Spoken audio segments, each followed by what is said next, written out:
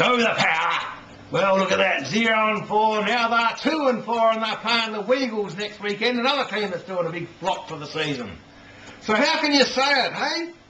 Last year's premiership runner-up, sure they got belted, but that's frigging history. The Crows are on the way up. They managed to get over the line well and truly against the Blues on the weekend.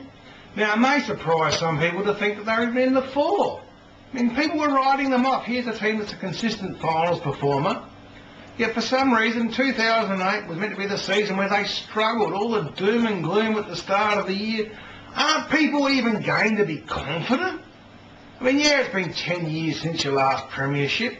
Jesus, Geelong waited for 45 years to win a premiership, 1963 to 2007. And they had a little bit of a fall over against Fremantle, so the season's not over and done with just yet.